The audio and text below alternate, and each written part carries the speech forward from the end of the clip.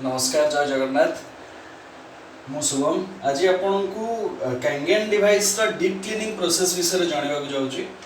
So fast thing होची आमे device रो हमर फिल्टर एचजी फिल्टर काढला परे आमे से जगह हमर सीपीयू को इंस्टॉल करबा। Fast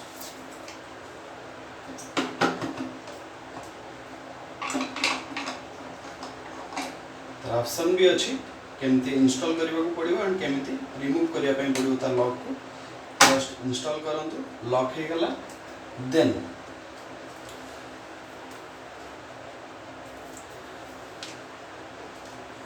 input and output pipe को गोटे जगह रखंतु जहा द्वारा कौन हो पानीटा प्लेट भीतर दे पास करि परिबो एंड हल्का उषुम पानी नियंतु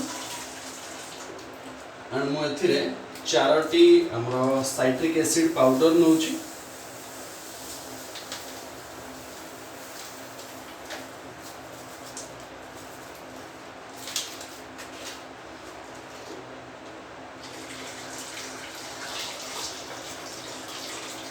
पाखापाखि 1.5 ରୁ 2 लीटर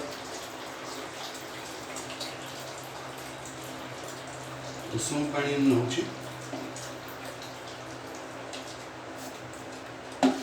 नेबा परे कोन करिवे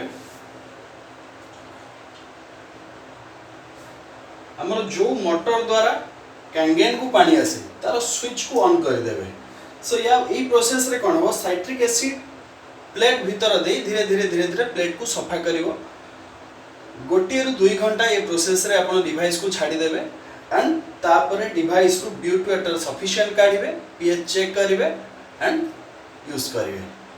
पाखापाखि 6 ରୁ 8 मास भीतर थरुटिए ये डीप क्लीनिंग हवा दरकार। जदि आपण करि पर नाहंती चेष्टा करंतु बिफोर 1 ईयर आपनकर डिवाइस को डीप क्लीनिंग करंतु। Thank you.